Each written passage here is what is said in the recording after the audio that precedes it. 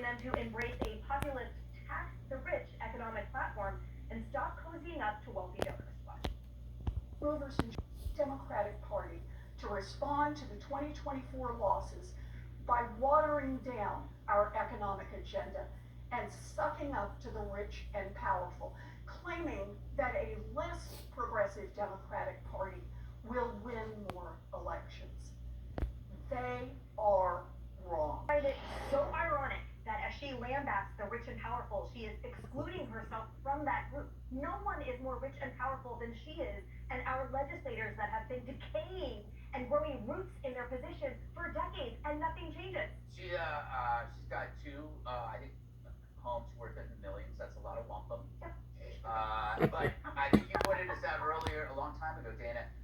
Once the left became millionaires, they shifted their target to billionaires. And if you took all of the money that belonged to billionaires, you would make a dent in the money that they had stolen from our taxpayers. When you see the same faces and the same names surviving every year, regardless of the corruption or the incompetence, it tells you, again, this is the forever war. It's not overseas, it's here. Liz, Maxine, Adam Schiff, Nadler, Schumer, you know, they do not learn from the murderous consequences of deadly ideologies of the past. That's a forever war. And we have to keep, it's like we have to keep having this argument every day. Again, I go back to the strategic ignorance. They pretend like they don't know what could happen. What are the consequences of socialism? What are the consequences of taxing wealthy people so that they leave, which is what's happening in California. California just lost $500 billion in tax base because the billionaires, who, by the way, sat by while California went to the dumps. So it's hard to have sympathy for them.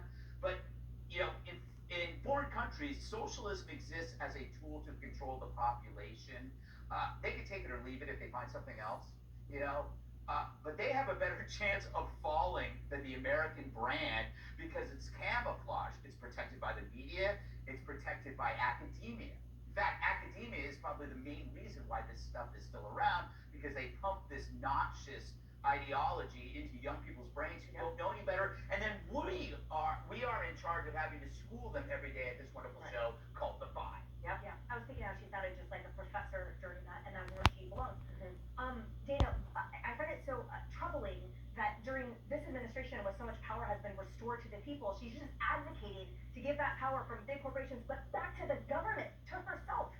Well, she never saw a populist smoke signal that she didn't want to fan the flames on. I mean, Nice. she